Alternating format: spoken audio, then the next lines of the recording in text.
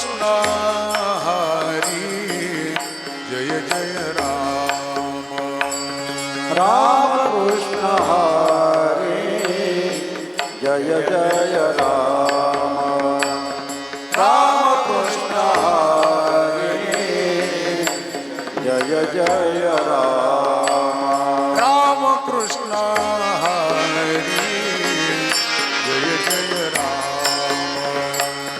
राम कृष्ण हरी जय जय राम राम कृष्ण हरी जय जय राम राम कृष्ण हरी जय जय राम जय जय राम राम कृष्ण हरी जय जय राम कृष्ण हरी राम कृष्ण हरी जय जय राम कृष्ण हरी जय जय राम कृष्ण हरी जय जय राम कृष्ण हरी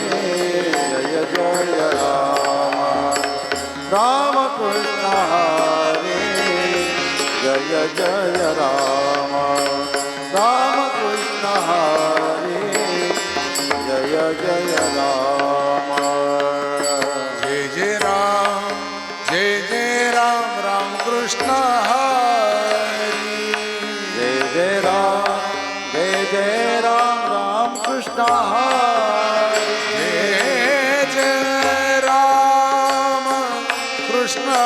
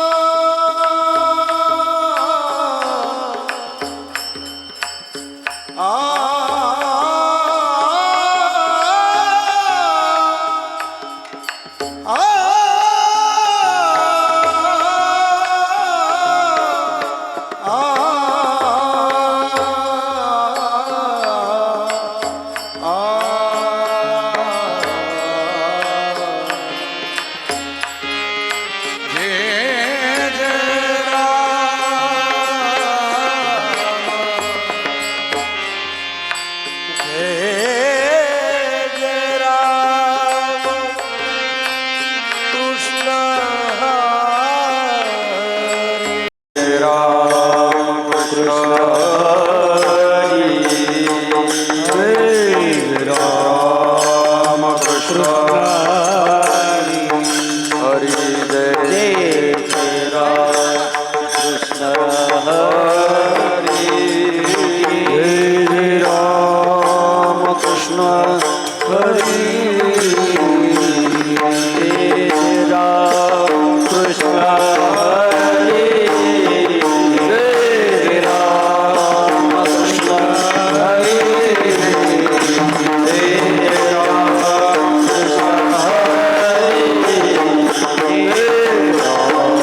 कृष्ण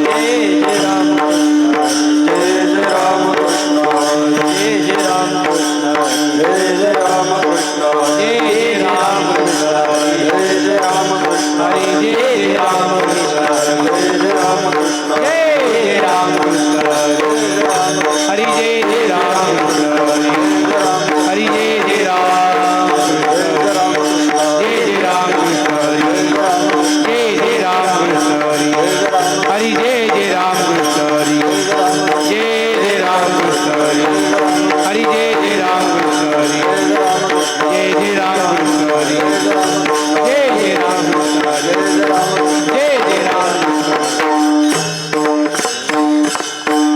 कृष्ण रूप पाहता लोच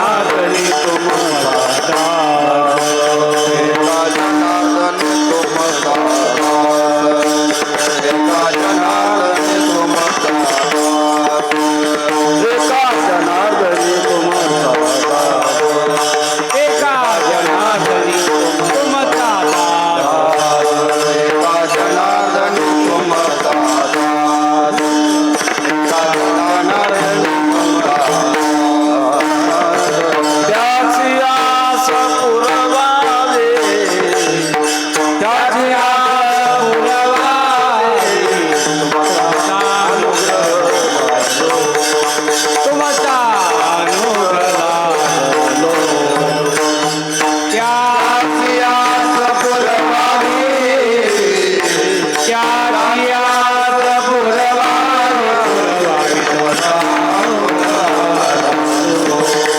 तुमचा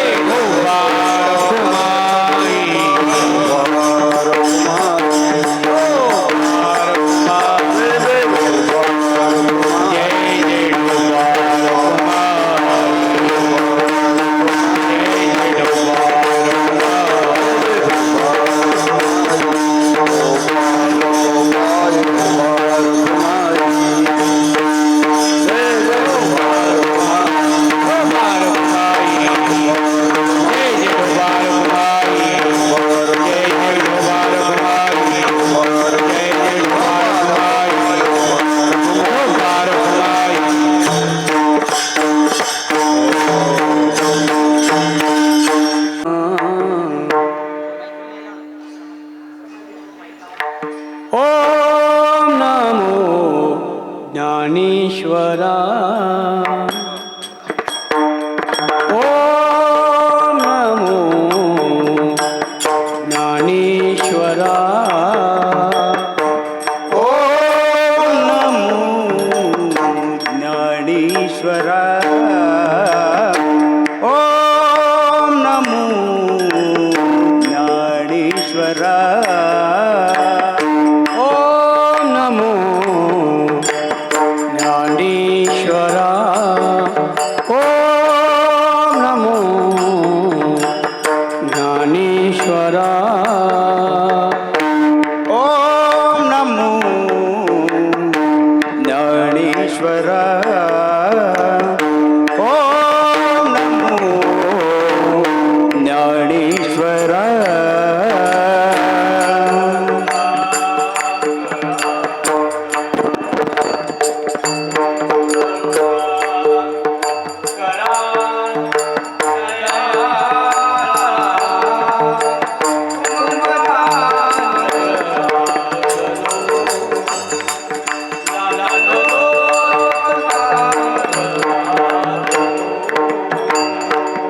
करुणा करा दयाळा करुणा करा दयाळा तुमचा अनुग्रह लादलो तुमचा अनुग्रह लादलो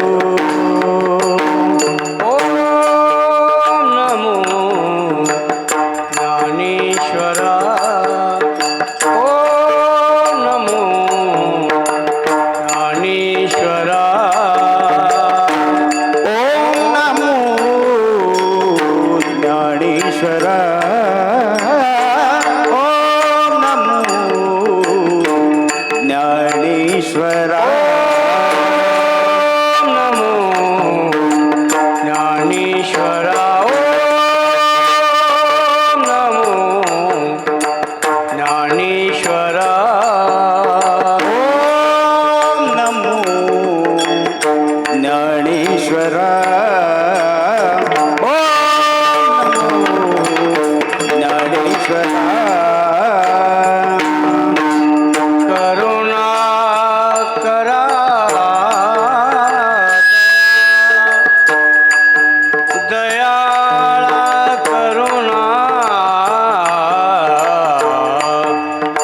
करुणा करा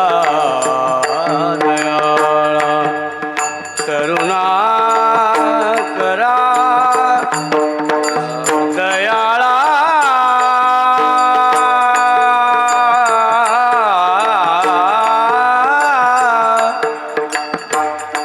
दयाळा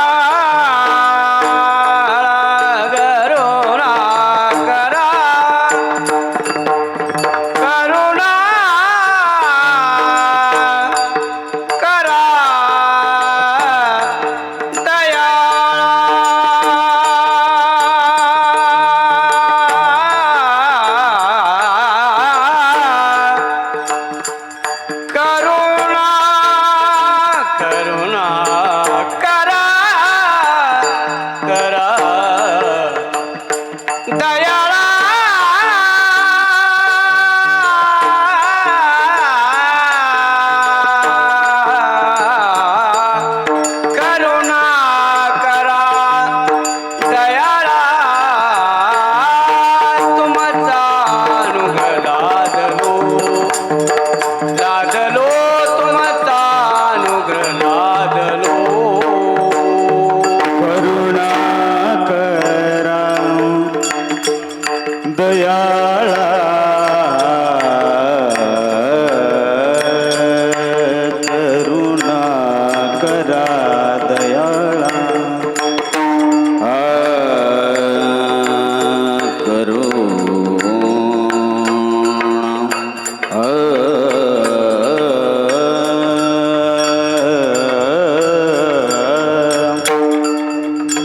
करुणा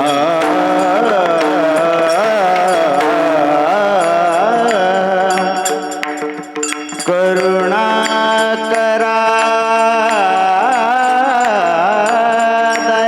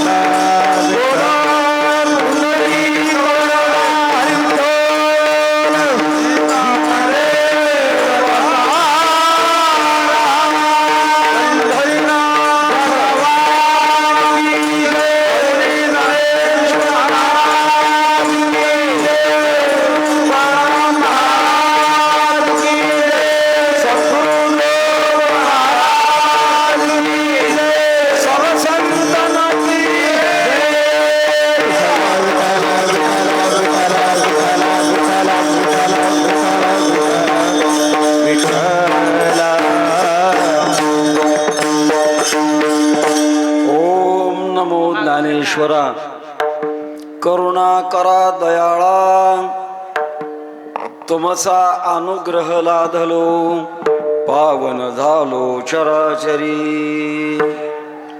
मी कळा कुसरे काहीच नेने मी कळा कुसरे काहीच नेने बोलतो वचने अतिभाविका तुमचा अनुग्रह लाधलो पावन झालो चराचरी एका जनार्दनी तुमचा दास एका जनार्दनी तुमचा दास त्याची आस पुरवावी तुमचा अनुग्रह लाधलो पावन झालो चराचरी पांडुरंगा करू प्रथम पांडुरंगा करू प्रथम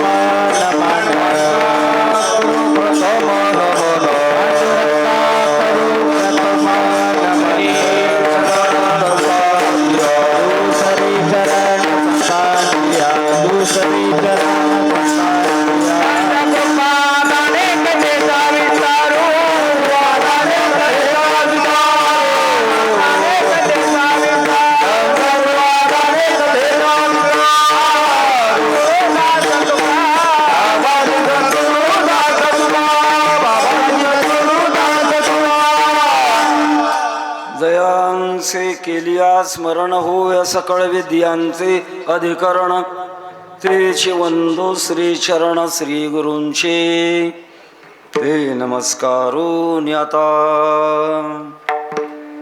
काय माझी वाणी मानेल संतांसी रंजवू चित्तासी अपुलिया माझे वाणी तुझे वर्णी गुणनाम ऐसे दे प्रेम काही कळा मस्तक हे पायावरी या वार करी संतांच्या नमामि सद्गुरुं शांतं सच्चिदानंद विग्रहं पूर्ण ब्रह्म परानंद निशमालंदी वल्लभं विठ्ठल विठ्ठल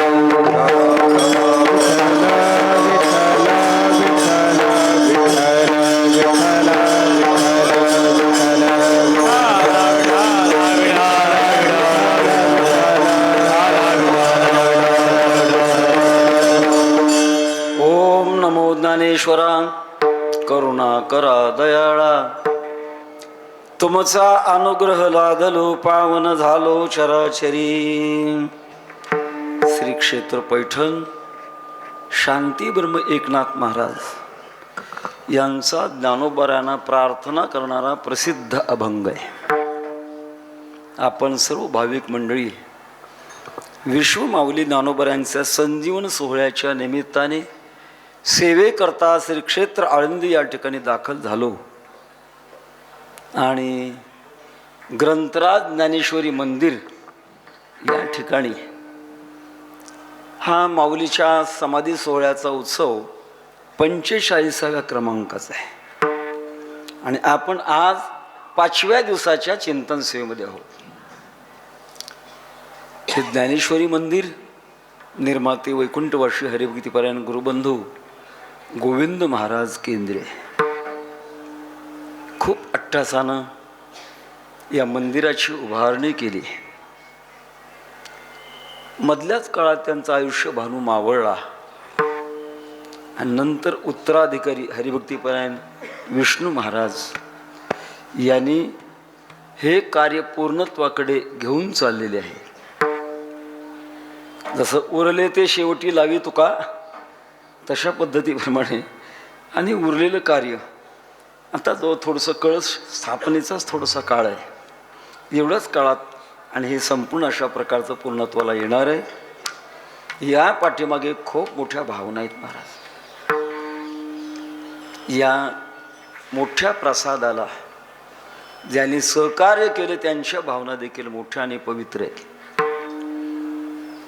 एक आळंदी क्षेत्रामध्ये ज्ञानोबरांचं ग्रंथराज ज्ञानेश्वरीचं एक वैशिष्ट्यपूर्ण अशा प्रकारचं मंदिर जुन्या काळामध्ये शिलालेख असायचे. भविष्य काळामध्ये काही गोष्टी अडचणी जर आल्या तर तो शिलालेखाचा अभ्यास करायचा आणि मग निर्णय घ्यायचा. तसा ग्रंथराज ज्ञानेश्वरीचा एक उत्तम अशा प्रकारचा भव्य शिलालेख आहे. आणि याकरता मिळालेली वैष्णवांची मांदी आज माझ्या वाट्याला चिंतन सेवा करत असताना डोळ्यापुढे बरेच अभंग येत होते, परंतु या अभंगाकडे जास्त लक्ष चाललं आणि म्हणून विचार केला आपण या अभंगावर सेवा करू. थोडं संस्थेचा व्याप अधिक असल्यामुळे वेळ मिळते का न मिळते अशा प्रकारच्या स्थितीमध्ये होतो. स्वतः विष्णू महाराज आले, काही करा, 1 तासभर तरी करा. आता आम्हाला 40 मिनिटात कीर्तन करण्याची सवय आहे. 1 तास तर खूपच झाला. जितकं आपल्याला माऊली बुद्ध देते, सद्गुरू जोग महाराज कृपा करतील तितकं आपण याच्यावर चिंतन करणार आहोत. नाथ महाराज दत्त संप्रदायातले आणि ज्ञानोबा नाथ संप्रदायातले. संप्रदाय म्हणजे प्राचीन काळापासून अनुभूत महात्म्यापासून आलेली शुद्ध परंपरा, त्याला आपण संप्रदायाचं प्रकारचं म्हणतो. असं असताना सुद्धा नाथ महाराज ज्ञानोबरांना प्रार्थना करतात. का करतात याला मोठा इतिहास आहे. तो इतिहास आपल्याला सर्वांना माहीत आहे. ज्ञानोबरांच्या नंतर पुढे जी ज्ञानेश्वरी ठेवली, समाधी सोहळ्याच्या दिवशी आपण हे वर्णन ऐकाल. ज्ञानोबरांनी समाधी घेतली ती कशी झाली आणि पुढे ज्ञानेश्वरी ठेवली होती. निवृत्तीनाथाने समाधीची शिळा लावली. पांडुरंग परमात्मा आणि निवृत्तीनाथ दोघांनी माऊलीच्या हाताला धरलं दोन्ही हाताने. आणि आज जाऊन नामदेव महाराजांच्या चिरंजीवानी जी काही समाधीची व्यवस्था केली होती तिथे ज्ञानोबा बसले. भगवान पांडुरंग परमात्म्याला 3 वेळा नमस्कार केला आणि ज्याला भीममुद्रा म्हणतात ती भीममुद्रा लावली. नंतर निवृत्तीनाथ बाहेर आले, शिळा लावली. जगाच्या हिताकरता 16व्या वर्षात जगाला दिलेलं वाङ्मय ग्रंथराज ज्ञानेश्वरी कालांतराने त्याच्यात पाठभेद पडत चालले. ग्रंथ पूर्वीच अतिशुद्ध, परिपाठांतरी शुद्ध अबद्ध. आता मोबाईलच्या काळात तर पाठ खूपच झाले महाराज. पाठ आहेत का सपाट आहेत हेही कळना. भिन्न भिन्न अशा प्रकारच्या मोबाईलमध्ये पाठ पाठांतर चालू आहे. पण संतांच्या वाङ्मयाला महत्व असतं. त्या महापुरुषाच्या मुखातून जे शब्द बाहेर पडले त्याला फार मोठी किंमत असते. ते प्रासादिक असतात. तयाचे बिसाट शब्द सुखे म्हणोयेती वेद. सहज जरी बोलले तरी त्यांच्या तोंडातून वेदाची अक्षरं बाहेर पडतात. पडल्यानंतर मात्र पुढची परंपरा, ज्यांना अक्षराचं गांभीर्य माहीत नाही ती माणसं आपल्या सोयीनं अक्षर बदलवतात. आणि अक्षर बदलवल्यानंतर त्याचं मंत्रत्व नष्ट होतं. मंत्र त्याला म्हणतात. जे मूळ अशा प्रकारचे अक्षर आहेत ते तशाला तसेच अशा प्रकारचे जिवंत ठेवणं याचं नाव आहे मंत्र. मननात त्रायते यस्मात तस्मात मंत्र प्रकीर्तिता. ज्याचं मनन केल्यानंतर एक शक्ती प्राप्त होते त्याला मंत्र म्हणतात. आणि ग्रंथातली जी मंत्र शक्ती आहे ती मंत्र शक्ती लुप्त होत चालली. ज्ञानोबरांनी तर संजीवन समाधी घेतली. ज्या कार्याकरता आपण एवढा अट्टहास केला आणि ते कार्य विकृत होऊ लागलंय या लक्षात आल्यानंतर ज्ञानोबरायाने एका महापुरुषाची वाट पाहिली. जवळजवळ 300 वर्षाचा काळ. आणि नाथ महाराजांच्या स्वप्नामध्ये गेले. श्री ज्ञानदेवे श्री ज्ञानदेव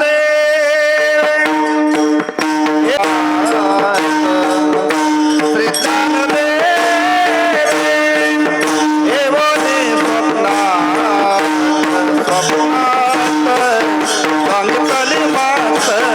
स्वप्नात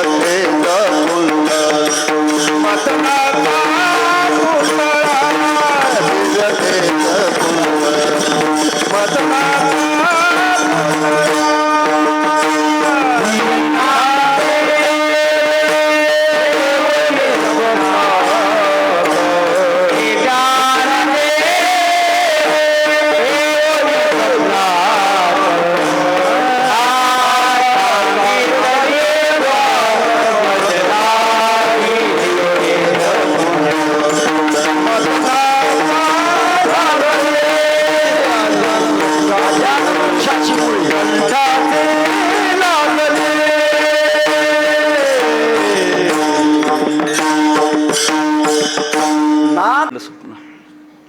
आता संत वाङ्मयामध्ये स्वप्नाची चेईले जाईल. असं असताना सुद्धा सिद्धांत बिंदू नावाच्या ग्रंथामध्ये माणसाच्या अवस्थेचे 9 प्रकार पाडलेत. मुळात आपण जागृत, स्वप्न, सुषुप्ती असे 3च प्रकार पाडतो, पण त्या ग्रंथामध्ये 3 त्रिक 9 असे 9 प्रकार पडले. स्वप्न जागृती, स्वप्न सुषुप्ती आणि स्वप्न स्वप्न. जागृती जागृती, जागृती स्वप्न आणि जागृती जागृती असे 9 प्रकार पडतात त्याचे. ते प्रकार आपल्याला सांगत बसेल तर वेळ जाईल त्याच्यात. स्वप्न जागृती ज्याला म्हणतात ते पडलेलं स्वप्न खोटं नसतं, ते जागृतीपेक्षा पुढचं असतं. जसं जगद्गुरु तुकोबारांना बाबाजी चैतन्याने स्वप्नामध्ये येऊन मंत्र दिला. मंत्र दिला राम मंत्र दिला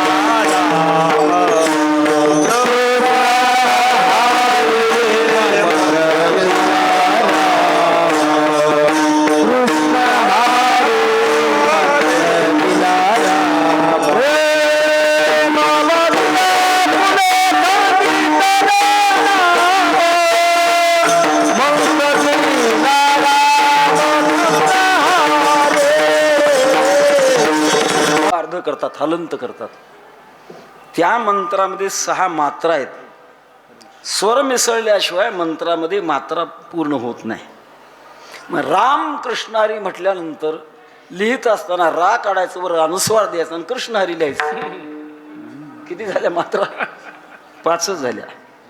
पण यांनी गाताना अगदी बरोबर गायलं. हो, मंत्र दिला रामकृष्ण हरी. हा मंत्र स्वप्नामध्ये, स्वप्न जागृती. जसं एका राजाला स्वप्न पडलं आणि स्वप्नामध्ये त्यांनी आपलं राज्य दान दिलं, हरिश्चंद्र राजा. आणि दान दिल्यानंतर ते जाग झाल्यानंतर देऊनच टाकलं. स्वप्न जागृती आहे. असं स्वप्न नाथ महाराजांना पडलं आणि पडल्यानंतर ऐसे स्वप्न होता आलो अलंकापुरी. तव नंदी माझारी देखिले द्वार तव नंदी माझारी देखिले द्वार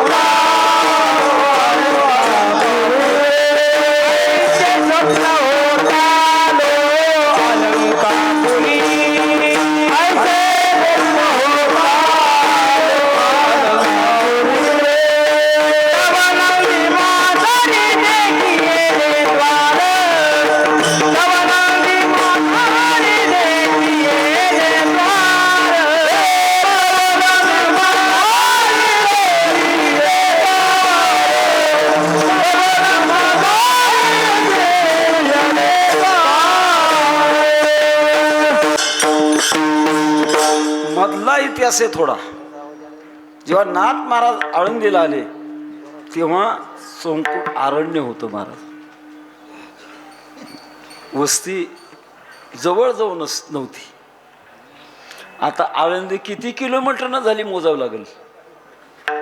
त्या काळात आळंदी सगळं अरण्य होतं. नाथ महाराज झोपलेल्या अवस्थेमध्ये. आणि मग पुन्हा दुसरा दृष्टांत झाला, नंदीच्या खालून दार आहे. भगवान सिद्धेश्वराच्या पुढे जो नंदी आहे त्याच्या नंदीच्या खालून समाधीला जाण्याचं दर आहे. आणि मग नाथ महाराज सांगतात, उठविला नंदी ढवळा शिवाचा, उघडली शिळा विवराची. शिळा जी लावली होती निवृत्तीनाथांनी ती बाजूला केली आणि आत गेले. इथं थोडं मला बोलायचंय भाविकांना. बऱ्याच वेळेला आम्ही दर्शनाला गेल्यानंतर आम्हाला कळतंय, आम्ही 1962-66 या कालावधीमध्ये होतो, तेव्हा नंदीच्या मागून कोणी येत नव्हतं. का? ज्ञानोबारांना प्रवेश करण्याची ती मार्ग स्थिती आहे आणि माऊलीच्या मार्गाला ओलांडायचं काय म्हणून ओलांडत नव्हते. आता ज्यांना कळत नाही ते नंदीला प्रदक्षिणा करतात. आणि आज नाथ महाराज गेल्यानंतर दिव्य तेज पुंज मदनाचा पुतळा परब्रह्म केवळा बोलत असे. कशा करता निमित्त केलं? अजान वृक्षाचे मुळे कंठासी लागली, येवोनी अलंकापूर स्थळी काढी वेगळी. निमित्त केलं महाराज. ज्यांना पैठणच्या नाथ महाराजांच्या स्वप्नात जाता येतं त्यांना कंठाला लागलेली मुळी सारता आली नसती का? करील ते काय नव्हे महाराज, हे फक्त निमित्त केलं ते. आणि मग नाथ महाराजांनी वर्णन केलं, दिव्य तेज पुंज मदनाचा पुतळा परब्रह्म केवळा बोलत. एका जनार्दनी पूर्व पुण्य फळले, श्री गुरु भेटले ज्ञानदेव. असं ज्ञानोबारांनी मग ज्ञानेश्वरी माऊलीने पुढशी दिली आणि याप्रमाणे शुद्ध करा म्हणून आज्ञा केली. आज्ञा केल्यानंतर हा प्रसंग नाथ महाराजांच्या लक्षात आला आणि मग ज्ञानोबारायांना नाथ महाराज प्रार्थना करतात. ती प्रार्थना अभंगाच्या ओम नमो ज्ञानेश्वरा, ओम नमो ज्ञानेश्वरा, ओम नमो ज्ञानेश्वरा, ओम नमो ज्ञानेश्वरा, ओम नमो ज्ञानेश्वरा, ओम नमो ज्ञानेश्वरा.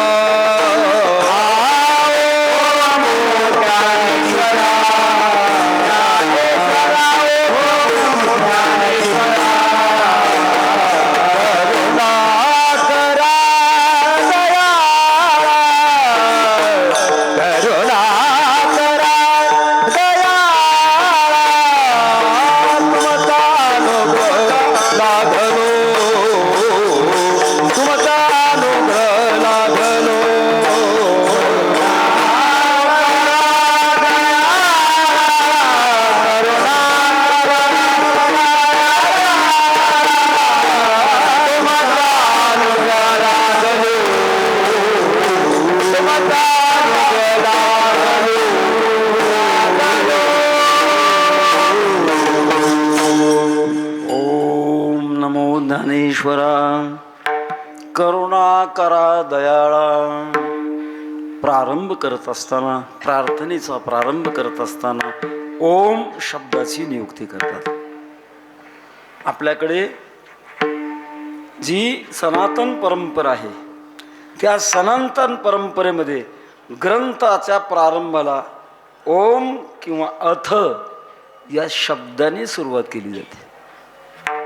ओंकार शात शब्दश द्वावैतो ब्रह्मण पुरा कंठम भित्वा विनिर्यातो तस्मात मांगलिका उभो.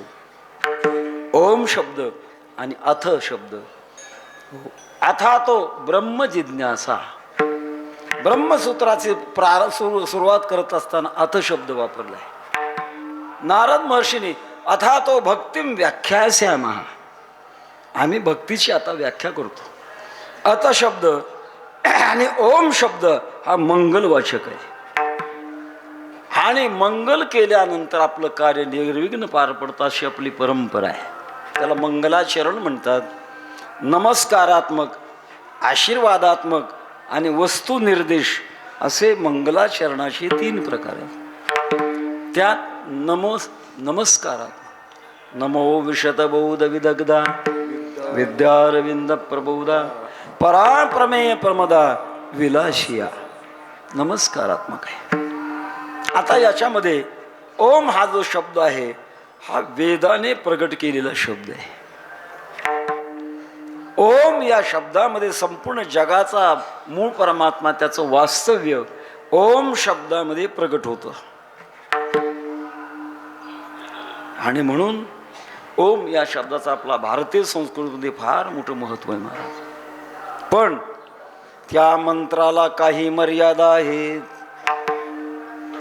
मंत्र म्हटलं की त्याला मर्यादा आहेत. साधारण मंत्राचे 4 प्रकार आहेत. वैदिक मंत्र, शास्त्रीय मंत्र, साबर मंत्र आणि संत मंत्र. 4 प्रकार आहेत. वैदिक मंत्र एकाक्षरी, याला आपण ओम म्हणतो, हा वैदिक मंत्र आहे. याची मर्यादा अशी आहे, सिद्ध महापुरुषाच्या मुखातून तो मंत्र घ्यावा लागतो. आपल्या मनाने उच्चार करायचा नाही, उच्चार करण्याचा अधिकारही नाही. जेव्हा सिद्ध महापुरुष आणि ओम अशा प्रकारचा मंत्र देतील तेव्हा मग नंतर त्याचा जप करायचा. त्यातल्या त्यात मी माझ्या वाचण्यात असं गेलंय, कुमारी अवस्थेमध्ये जर ओम मंत्राचा जप केला तर लग्न झाल्यानंतर तिला मूलबाळच होत नाही. का? अग्निबीज आहे त्याच्यात, आणि तिच्या शरीरात असणारं जे काही संततीचं बीज आहे ते बीजच नष्ट होतं. अग्निबीज आहे. केवळ ओम अशा प्रकारचा उच्चार करण्याकरता सर्वांचा अधिकार पोहोचत नाही महाराज.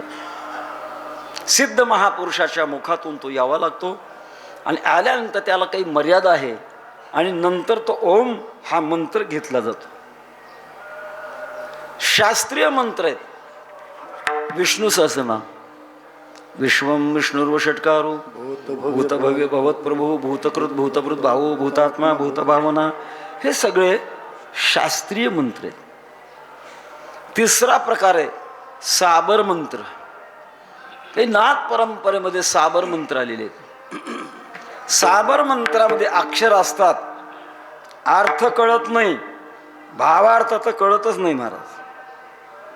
त्याचं नाव आहे साबर मंत्र.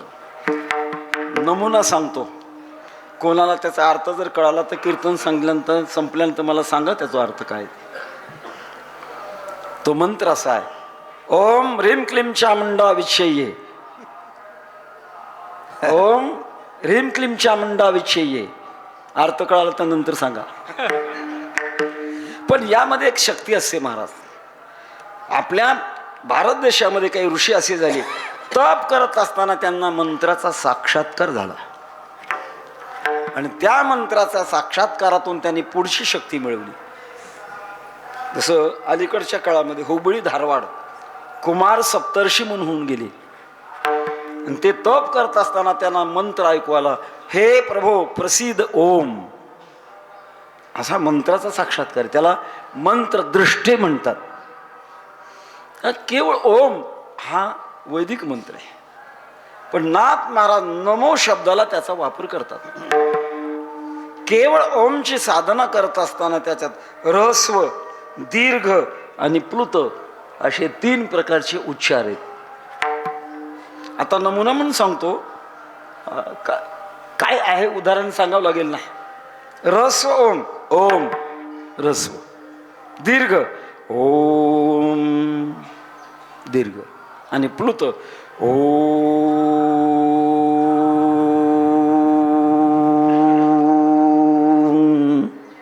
अप्लुत. अशी शास्त्रामध्ये त्याचे उच्चार आहे. पण काही वेळेला त्या ओम शब्दाची जी काही शक्ती आहे इतर शब्दाला, मंत्राला, अक्षराला जर जोडली तर ती मात्र सर्वांना उच्चारण करता येते, असं एक मत आहे. आणि दुसरं एक मत असं आहे, जसं ओम नमः शिवाय हा मंत्र गुरुमुखातूनच घ्यावा लागतो. आपण ऐकलं असेल, वृंदावनला प्रेमानंद महाराज म्हणून आहेत, आणि त्या प्रेमानंद महाराजांनी विचारल्यानंतर त्यांनी सांगितलं, बाबा ओम नमः शिवाय हा जो मंत्र आहे तो गुरुमुखातून घेतला तरच त्याचा उच्चार करण्याचा अधिकार आहे. जर नसेल तर सांब सदाशिव, सांब सदाशिव, सांब सदाशिव या मंत्राचा उच्चार करण्याकरता काही लागत नाही. संत मंत्र, विठ्ठल विठ्ठल मंत्र सोपा करे पापा निर्मूळ. तेव्हा हा जो ओम आहे तो ओम नमो या शब्दाला जोडला नाथ महाराज. ओम नमो. कोणाला नमस्कार करतात? ज्ञानेश्वरा. ज्ञानाचा ईश्वर जे असे जे ते ज्ञानेश्वर. किंवा ज्ञान हे ज्यांच्या पायामध्ये पायकी करतं ते ज्ञानेश्वर महाराज. अलीकडे ज्ञानेश्वर या शब्दाचा एवढा मोठा महिमा झाला महाराज. सामान्य माणसाचं ज्ञानेश्वर नाव ठेवलं, त्याला हाक मारत असताना माणसं माऊली म्हणतात. माऊली. यात्रेमध्ये सुद्धा कोणी एखादं जोरात येऊ लागलं, माऊली माऊली माऊली माऊली म्हणतात. काय शब्दाला ते वेगळे पण प्राप्त झाले. तेव्हा ओम नमो ज्ञानेश्वरा. करुणा करा दयाळा. तुम्ही दयाळू आहात, करुणा कर आहात. नाही जास्त लक्ष दिलं तर सामान्य माणसाला वाटतं की तुम्ही माझ्यावर करुणा करा, असा अर्थ त्याचा होत नाही. करुणा करा, करुणा करणारे. करुणा करे विठ्ठले, पुंडलिके दिदलावर करुणा करे विठ्ठले. करुणा करणं ज्यांचा स्वभाव आहे. कृपाळोदार माझा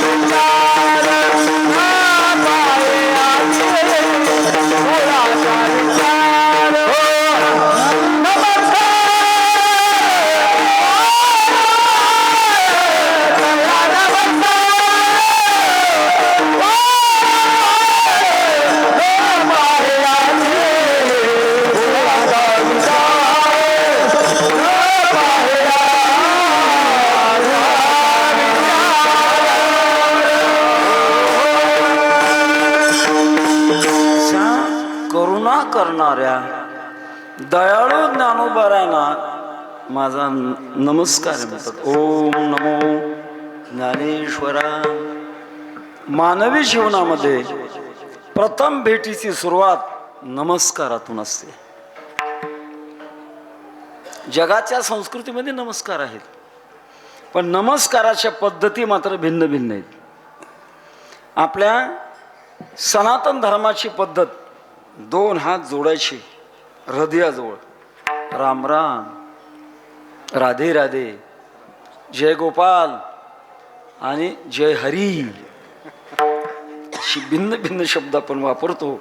आणि वापरल्यानंतर त्याचा एक भाव असा आहे की आपण हात कुठे जोडलेले आहेत? आपल्या हृदयाला जोडलेले आहेत. आपला नमस्कार हृदयस्थ परमात्म्याला हे प्रतीक आपल्या नमस्काराची पद्धतीचं आहे.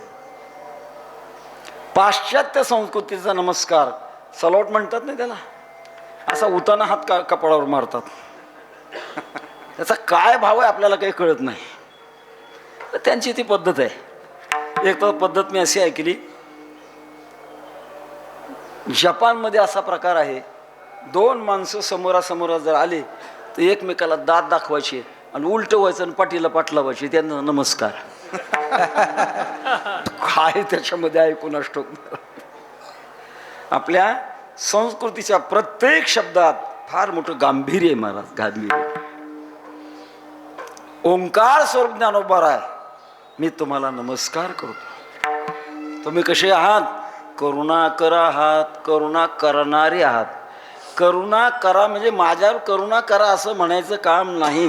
तसा अर्थ जर केला, केलेलीच आहे करुणा, मग करुणा करा कशाला म्हणायचंय? ज्यांचा स्वभावच करुणा करणं आहे अशा प्रकारची माऊली. करुणा करा, दयाळा. दयाळा अपभ्रष्ट रूप आहे. दयालय या शब्दाचं अपभ्रष्ट रूप आहे दयालय, दयाळा. आपल्या मराठी भाषेमध्ये बऱ्याच शब्दाला अपभ्रष्ट केलं जातं. उदाहरणार्थ, खेड्यातल्या न शिकलेल्या माणसाला ब्राह्मण म्हणता येत नाही, मग काय म्हणतात? बामण. सगळा अवघडा बाजूला करून मोकळं होतात, बामण. अपभ्रष्ट शब्द. कुंभार, मुळात शब्द कुंभार नाही, कुंभकार आहे, का काढून टाकला आणि कुंभार. गोदावरी, मुळात शब्द गोदावरी नाही, गोवध हरी असा मुळात शब्द आहे, त्यातले शब्द काही काढून टाकले आणि गोदावरी असा शब्द झाला. स्नान करण्याकरता आपले पूर्वज वापरत होते, त्याला म्हणतात गंगाळ. खेड्याच्या भाषेमध्ये घांगाळ. मुळात शब्द घंगाळ नाही, गंगा जळ आहे, पण ते ज काढून टाकला. काही वेळेला शब्द प्रवृत्तीमध्ये काही शब्दाचे असे अपभ्रष्ट रूप होतात. तसं दयाळा, दयालय, दया करण्याची ज्यांच्यात वृत्ती आहे त्यांना म्हणतात दयाळ. कोण दयेला पात्र आहे? जो अज्ञानाच्या बंधनात रखडत चाललेला आहे त्याच्यावर दया करतात. आता दया ते ऐसी परिपूर्ण चंद्रिका जैसी, निवडिकता न कळसी साना थोर. दया म्हणतात त्याला.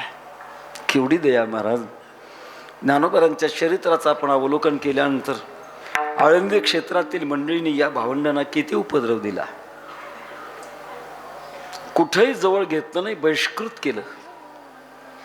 पण ग्रंथराज ज्ञानेश्वरी पूर्ण सांगितल्यानंतर शेवटी आठवण कोणाची झाली?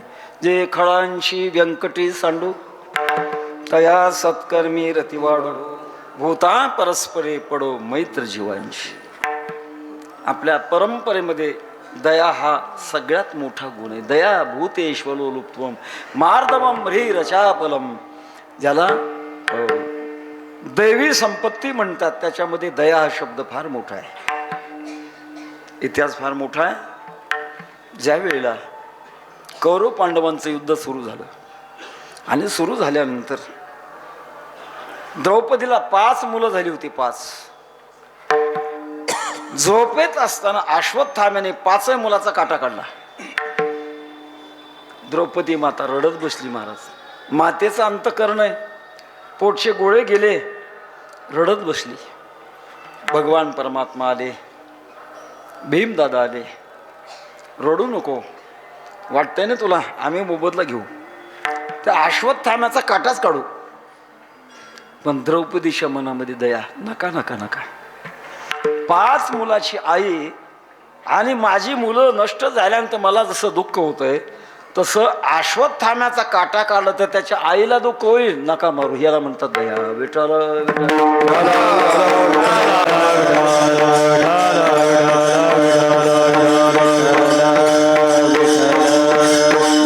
बाह्य दया आणि आंतरदया या 2 गोष्टी वेगळ्या आहेत. बाह्य दया शरीराच्या दृष्टिकोनातून एखादा संकटात सापडलाय, त्याच्यावर उपकार करणं, त्याला संकटातून बाजूला काढणं, ही बाह्य दया झाली. पण बाह्य दयेपेक्षा देखील अंतरंगातली दया फार वेगळी आहे महाराज. आतली दया कोणती आहे? जीवात्मा अज्ञानाने बांधलेला आहे आणि बांधलेल्या जीवाला अज्ञानातून बाजूला करणं ही सगळ्यात मोठी दया आहे.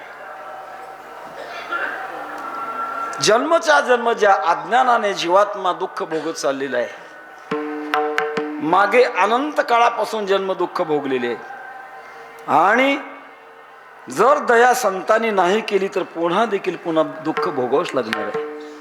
अशा महान दुःखातून बाजूला काढण्याकरता जे संत कृपा करतात, दयावंत जे अंतरी धन्य ते संसारी, दयावंत जे अंतरी येथे उपकारासाठी आले गरजा वैकुंठी. आत्मस्वरूपाला स्पर्श झालेली तिचं नाव आहे दया. एक प्रसंग आहे. स्वामी विवेकानंद जेव्हा शिकागो धर्म परिषदेला गेले होते, त्यावेळेला एकदा जात असताना रस्त्याच्या काठावर अशी गर्दी दिसली. गर्दी का माणसं जमली आहेत पाहण्याकरता विचारलं त्यांनी. आणि प्रकार असा होता, एक कुत्र्याचं पिल्लू एका डबक्यात पडलेलं होतं. वर येण्याकरता प्रयत्न करत होतं, पण ते प्लॅस्टर केलेलं डबकं त्याच्या नख्या घसरत होत्या. थोडं वर आलं की खाली पडायचं, थोडं वर आलं की खाली पडायचं. बाकीची सगळी मंडळी पाहणारी अरे अरे अरे अरे अरे अरे नुसती शब्दाची हळहळ. स्वामी विवेकानंदांनी सगळ्यातून वाट काढून गेले, डबक्यात खाली उतरले, पिलाला खालून हात दिला आणि बाजूला काढला. बाकीची मंडळी स्तुती करू लागली. तो शब्द मला पाठ आहे पण नाही विचारत, माझा विरोध आहे. कीर्तनकाराने मराठी बोलत असताना इंग्रजी शब्दामध्ये मिसळणं हा एक प्रकारचा भाषेचा अपमान आहे. मिसळू नये. आमचे वैकुंठवासी गुरुवरे मामासाहेब दांडेकर जुन्या काळातले विलायतेतले MA होते, SP कॉलेजचे प्राचार्य होते. कितीतरी कीर्तन आम्ही ऐकली, पण चुकूनही इंग्रजी शब्द बाहेर पडत नाही. बोलायचं ना शुद्ध मराठीमध्ये बोला. नाहीतर प्रकार असा होतो की अलीकडे मराठी भाषा सुद्धा कळणं कठीण होत चाललंय महाराज. हात बांधलेल्या मुलाला विचारतो, बाळा शृंगार शब्द कळतो का रे तुला? शृंगार कळतो का? नाही. मेकअप हसलं ते. मेकअप मराठी आणि शृंगार इंग्रजी. त्याची चूक नाही, आपली चूक आहे. आपण बोलत असताना आपलं वजनदारपण स्वीकारण्याकरता मध्ये इंग्रजी शब्द मध्ये मिसळून बोलतो, आणि त्याचा परिणाम कालांतराने मराठी भाषिकांनाच मराठी कळलं की नाही कोणास ठाऊक महाराज. कोणी म्हणेल हा बुवा इंग्रजीच्या विरोधात दिसतो. मी इंग्रजीच्या विरोधात नाही. शाळेत होता तोपर्यंत इंग्रजी भाषेमध्ये माझा पहिला नंबर होता. पण पुढचं आहे का बोलायचं आहे का, 100% इंग्रजी बोला, 100% मराठीच बोला. का बोललो? दयावंत जे अंतरे. स्वामी विवेकानंदांची स्तुती करू लागले. इंग्रजी शब्द येते पण नाही विचारत मी. स्वामी विवेकानंद म्हणून राहिले, मला कशाला स्तुती करता? अहो एवढं मोठं डोकं त्या कुत्र्याचं पिल्लू, आणि तुम्ही त्या गटारात उतरून कपड्याची कदर केली नाही, काही बघितलं नाही, आणि त्याला उचलून बाहेर काढलं. ही दया नाही का तुमची? स्वामी विवेकानंदांनी सांगितलं, मी त्याच्यावर दया केली नाही, मी माझ्यावरच दया केली. हा तुमच्यावर दया? हा. त्या पिलाला संकटात पाहून पुढे जर मी गेलो असतो तर माझ्याच आत्म्याने मलाच अशा प्रकारचं नेहमी ताडलं असतं. अरे तुला काढता आलं नाही का रे त्याला? हे दुःख मला येऊ नये म्हणून मी त्याला बाहेर काढलं. आता दया ते ऐसी परिपूर्ण चंद्रिका जैसी निवडिता न कळसी साना तो. तेव्हा बाह्य दया आणि अंतर्दया. अनेक जन्मच्या जन्म आपण संसाराच्या अज्ञानात पडलो आहे, त्याच्याकरता जे मुद्दाम अवतार घेतात. अवतार तुम्हा तराया तारण उद्धरावे जन जडजीव, असं त्यांच्या अंतकरणामध्ये दया आहे महाराज. आणि दया प्रेरित करते आणि कृपा पूर्ण करते. विठ्ठल करुणा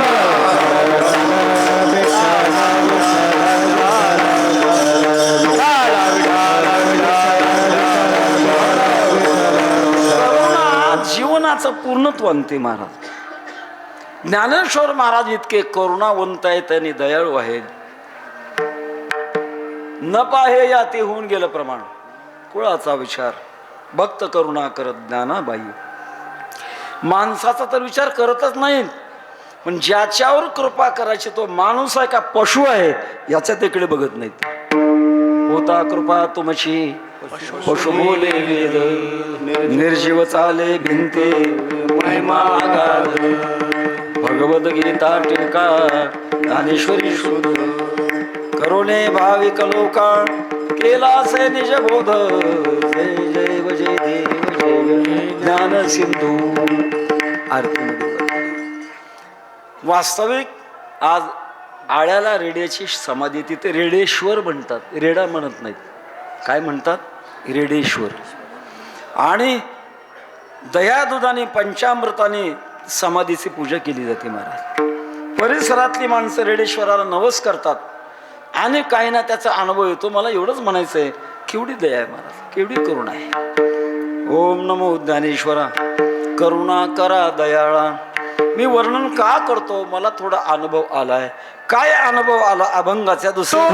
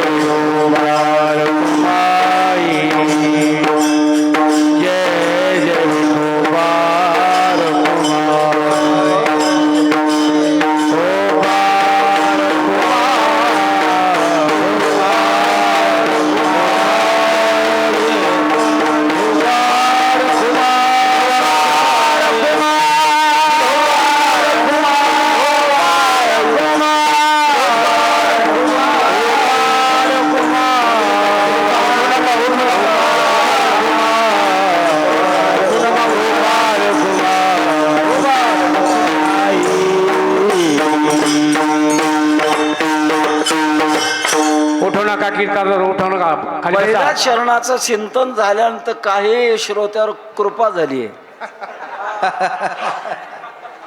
त्यांना वाटतं आता कृपा झाली कशाला बसायचं. कीर्तनातून उठणं फार मोठं पाप आहे. मला तुकोबारांचे अभंग बघा. अन्य क्षेत्रे कृतम पापम तीर्थक्षेत्रे विनश्यती आणि तीर्थक्षेत्रे कृतम पापम वज्रलेपम भविष्यती. उठू नये कीर्तनातून. अन्न नसेल तर अगोदर बाहेरच मर्यादेशा बाहेर थांबलं तर काय बिघडलं. तुमचा अनुग्रह लादलो पावन झालो चराचरी. लादणं याचा अर्थ अपेक्षा न करताना देणं. आमच्यावर कशाला ओझं लादलं. मराठी सहज भाषा आहे. घ्यायची इच्छा नव्हती, काही नातं नाही, पण आपल्यावर लादलं. त्याला लादलं म्हणतात. लादल. तुम्ही माझ्यावर अनुग्रह लादलाय, पण याच्यात असंतुष्टपणा नाही महाराज. काही वेळेला काही ओझं लादल्यानंतर ज्याच्यावर लादलंय तो असंतुष्ट असतो. कशाला लादलो माझ्यावर असं म्हणतात. पण हे लादलं वेगळं आहे. कारण शांतीब्रह्म एकनाथ महाराजांचे गुरुवर जनार्दन स्वामी आणि ज्ञानोबारांनी त्यांना साक्षात्कार दिला. हे काय आहे. अनुग्रह लादलाय. त्याच्यात दुःख नाही आहे, आनंदच आहे त्याच्यात. अनुग्रह कशाला म्हणतात. अनु म्हणजे पश्चात, ग्रह म्हणजे ग्रहण करणे, पश्चात ग्रहण करणे, याचं नाव आहे अनुग्रह. आपल्या परंपरेमध्ये 3 प्रकार आहेत गुरुचे. दीक्षा गुरु, शिक्षा गुरु आणि अनुग्रह गुरु. दीक्षा गुरु अजून कुठलाच प्रकारचा वारा नाही, पण एखाद्या दुसऱ्या सप्ताहामध्ये कीर्तन ऐकलं एखाद्याने आणि त्याच्या मनातले विचार बदलले, हे सांगतात ते बरोबर आहे. माणसाने आपल्या आध्यात्मिक प्रवृत्ती करता गळ्यात तुळशीची माळ घालणं अत्यंत आवश्यक आहे. मग तो एखाद्या वारकऱ्याकडे जातो, मला माळ घालायची म्हणतो. एखादा वारकरी त्याच्या गळ्यात माळ घालतो. माळ घालणं म्हणजे दीक्षा देणे. हा दीक्षा गुरु आहे. माळ घालणारा वारकरी त्याला सांगतो, बाबा आता माळ घातली आहे, याचे नियम काय आहेत. शुद्ध आहार, शुद्ध विचार, शुद्ध संगती, हरिपाठ पाठ करायचा, आवडणाऱ्या देवताची रोज पूजा करायची, घरात ज्ञानेश्वरी तुकोबारांची गाथा ठेवायची, रोज आपल्या वेळेप्रमाणे वाचन करायचं आणि पूजा झाल्यानंतर नामचिंतन करायचं. नामचिंतन केल्यानंतर तुळशीला पाणी घालायचं, तुळशीचं तीर्थ घ्यायचं. पण एकादशीच्या दिवशी तीर्थ घ्यायचं नाही. एकादशीच्या दिवशी तुळशीचं तीर्थ घेतलं तर एकादशी व्रत संपलं. कुठं विचार आहे त्याचा. असं सांगतो आणि गळ्यात माळ घालतो. दीक्षा गुरु आहे. दुसरा आहे शिक्षा गुरु. शिक्षा म्हणजे गुन्हेगाराला करतात ती शिक्षा नाही. शिक्षा म्हणजे शिक्षण. वाट चालत असताना काय धोकेत बाबा, काय काय अशा प्रकारची दक्षता घ्यावी लागते, याचं मार्गदर्शन करणारा तो शिक्षा गुरु आहे. आणि त्याच्या मार्गदर्शनातून मार्ग दावूने गेले आधी दयानिधी संतते, तेनेशी पंथे चालू जाता न पडे गुंथा कोठे काही. असं त्या मार्गाने चालणं. आणि चालत असताना अंतःकरण कृपा करण्याकरता योग्य होणं. आणि मग कृपा केल्यानंतर अंतःकरण का योग्य झालं की श्री गुरु आपैसा भेटेची गा. श्री गुरुला शोधत बसायचं काम नाही. आंबा पाडाला आल्यानंतर पोपटाला निमंत्रण द्यावं लागत नाही. आपण येतो आणि तो आस्वाद घेतो. तसं आपण योग्य का बनलो की गुरु आपणहून येणार आणि आपल्याला अनुग्रह देणार. तसं तुकोबारानं, तुकोबाराय बाबाजी चैतन्याकडे गेले का बाबाजी चैतन्य तुकोबाराकडे आले. सापडले वाटे जाता गंगा स्नान,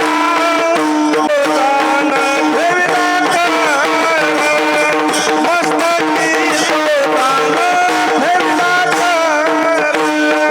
सापडले वाटे जाता गंगा स्नान, मस्तकी सोपान फेरला कर.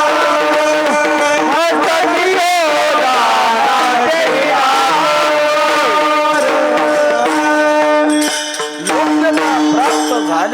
झाल्यानंतर गुरु आपल्याकडे होऊन येतात. पातंजल दर्शनामध्ये असं एक वाक्य आहे, ज्याची योग्यता प्राप्त झाली त्याच्या मूर्ध्नी आकाशामध्ये ज्या गुरुचं दर्शन होणार आहे त्याचं अगोदर दर्शन होतं. मूर्ध्नी ज्योतिषी साधू दर्शनम, ज्याचं दर्शन होणार आहे त्याला त्या मूर्ध्नी आकाशामध्ये दर्शन होत असतं. आणि नंतर मग ते येतात. घरा आले कृपाळ, सांभाळिले सांभाळिले सांभाळिले अनाथा, केला निळा पावन. तुकोबारा निळोबारांच्याकडे आले.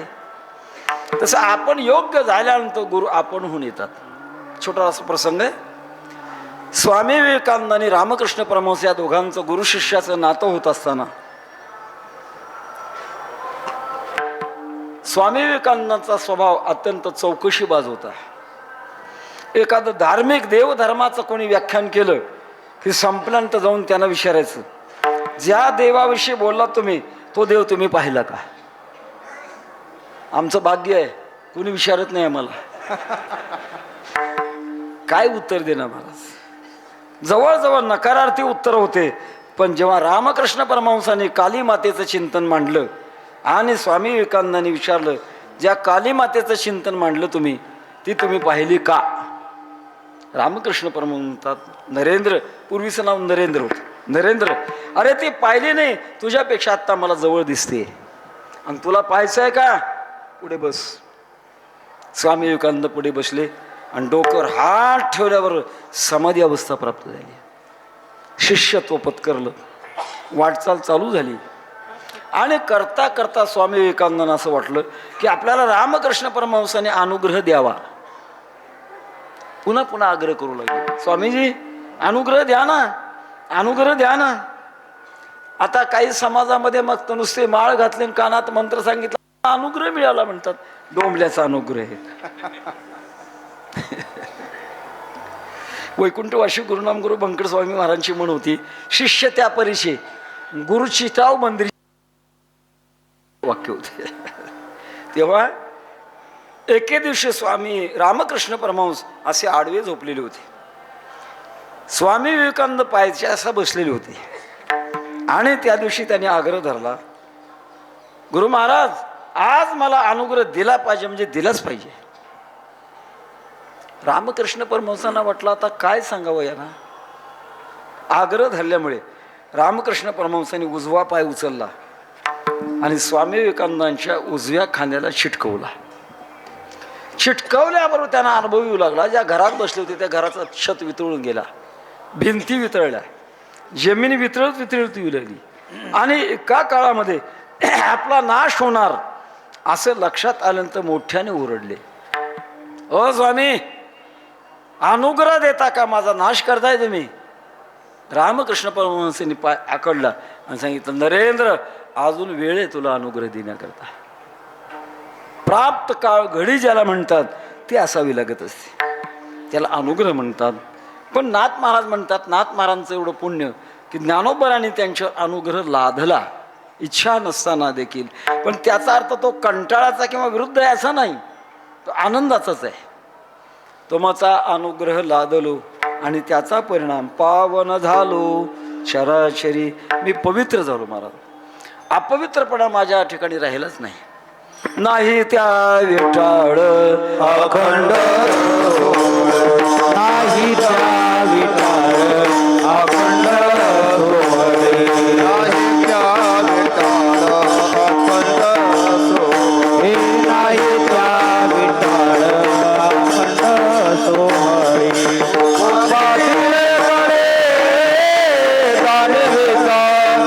उपाधी वेगळे दानविता, नाही त्या विठाळ अखंड सोहळे, नाही त्या विठाळ अखंड सोहळे. उपाधी वेगळे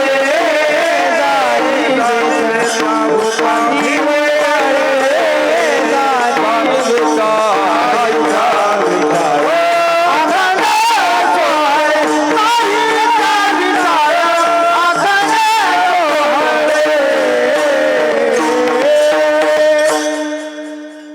तीच एक भूमंडळी पवित्र सोहळी तीच एक भूमंडळी. त्याला विटाळ हा कशालाच लागत नाही, कारण अपवित्रपणा राहतच नाही. तुमचा अनुग्रह लादलो पावन झालो चराचरी. उलट अशा महापुरुषापासून अपवित्र झालेल्यांना पावित्र्य येतं, ही त्यांची ताकद असते. महाराज, इतिहास आहे, जेव्हा पुंडलिक मुनी तीर्थयात्रा करत करत निघालेले होते, करता करता कुक्कुट स्वामी नावांच्या आश्रमामध्ये थांबले होते. रात्रीच्या वेळेला प्रकार असा झाला, मध्यरात्रीमध्ये 3 स्त्रिया अत्यंत विद्रूप अवस्थेमध्ये त्या आश्रमात आलेल्या होत्या. आणि आल्यानंतर कुक्कुट स्वामींची सेवा केली. जात असताना दिव्य स्वरूप तिघींनाही प्राप्त झालं, दिव्य स्वरूप.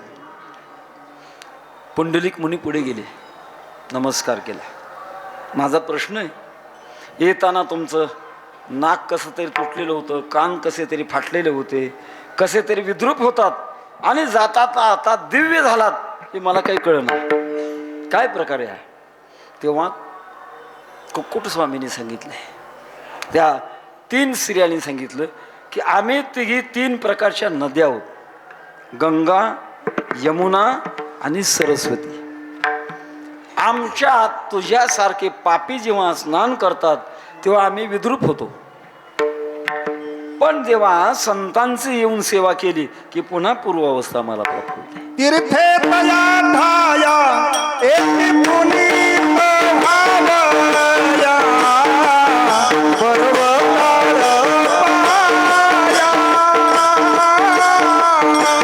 ललित वैष्णवा.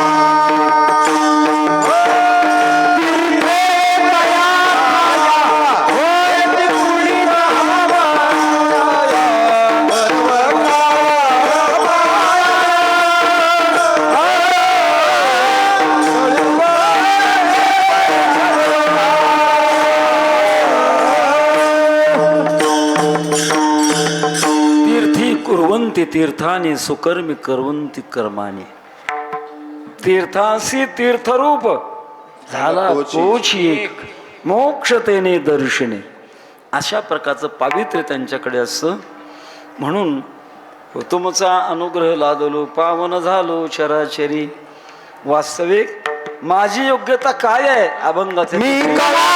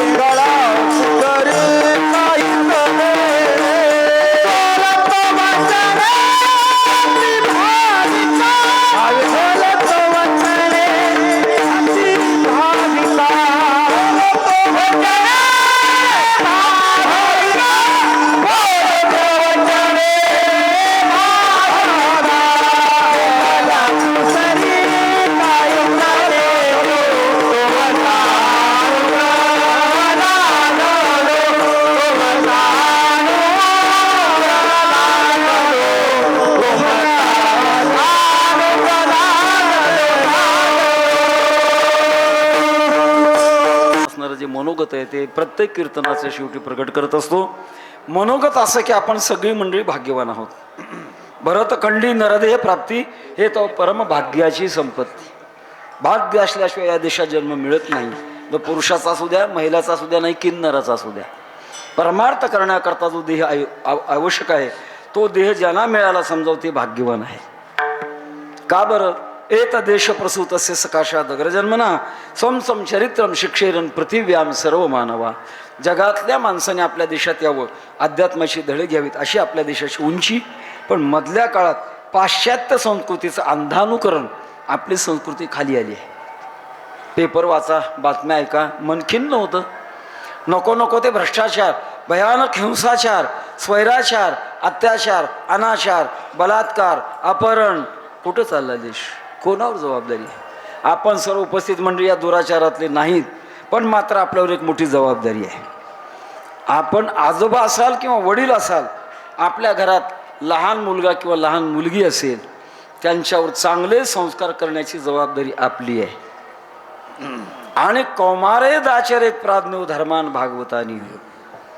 आता महाराजांची संस्था या संस्थेमध्ये सोडा, आमची संस्था पंढरपूरला आहे तिथे सोडा, भागामध्ये असेल तिथे चांगले संस्कार द्या. कारण कोवळे झाड वाकवावे तसे वाकते. मोठं झाल्यानंतर वाकवण्याचा प्रयत्न केला तर मोडते, पण वाकत नाही. मायबापाला वृद्धाश्रमात पाठवते. याच्याकरता बालपणातले संस्कार अत्यंत महत्त्वाचे आहेत. आम्ही म्हणत असतो, आज देशाला स्वातंत्र्य प्राप्त होऊन 79 वर्ष झाली. लोकशाही चालू आहे, पण लोकशाहीच्या काळामध्ये झालेल्या हुकुमशाहीपैकी एकाच राजाचे पुते जागजागी बसवलेले जातात, ते म्हणजे छत्रपती शिवाजी महाराजांचे. का बरं? जिजाऊ मातेनं बालपणापासून त्यांना चांगला अशा प्रकारचे संस्कार दिले, त्याचा परिणाम शिवाजी महाराज झाले. मी म्हणेन, आपली मुलं कीर्तनकार न होऊ द्या, मृदंग वादक न होऊ द्या, गायक न होऊ द्या, पण आयुष्यभर निर्व्यसनी, सदाचारी, सद्विवेकी नागरिक बनण्याची आज देशाला गरज आहे. आणि ती गरज भागवण्याचं काम आपण करू शकाल. मी म्हणेन, थोडं नम्रपणाने म्हणेन, आज समाज सुधारण्याची ताकद पैशात नाही, समाज सुधारण्याची ताकद सत्तेमध्ये नाही, आज समाज सुधारण्याची ताकद फक्त वारकरी संप्रदायामध्ये आहे. मधील आज दशमीची अडेगरी कीर्तनरूपी सेवा आमचे सर्वांचं महाराष्ट्राचे श्रद्धास्थान सद्गुरू जोग महाराज वर खाली बसा, दोन समोरच्या खाली बसा, पाटील खाली बसा, समोरच्या खाली बसा, 2 मिनिटं बाबा बसतील. या ठिकाणी आमच्या सर्वांचं श्रद्धास्थान सद्गुरू जोग महाराज वारकरी संस्था, त्या संस्थांचे अध्यक्ष या ठिकाणी संदीपान महाराज शिंदे बाबा, या ठिकाणी बाबांनी या ठिकाणी सेवा दिली. बाबाला एकच विनंती असेल, बाबा या ठिकाणी सर्व आपण जोग महाराज संस्थेचे या ठिकाणी आईचे लेकरं आहात, तुम्ही आमचे आधारस्तंभ आहात. गुरुवारी वैकुंठवासी केंद्र बाबा सांगायचे, जोग महाराज संस्था ही आमच्याकरता सुप्रीम कोर्ट आहे. त्याच परंपरेने आम्ही या ठिकाणी सेवा करतो. असंच आपल्याकडनं दरवर्षी 1 तास 2 तास सेवा घडो, एवढीच माऊलीच्या प्रार्थना करतो. आणि आज संध्याकाळी ठीक भजनाची सेवा या ठिकाणी संगीतरत्न कल्याणजी गायकवाड गुरुजी यांची होणार आहे. याही कार्यक्रमाचा आपण लाभ घ्यायचा. संध्याकाळचं अन्नदान समस्त ग्रामस्थ मंडळ महाराजाला घेऊन जा, कळस तालुका पारनेर यांची होणार आहे. उद्या सकाळी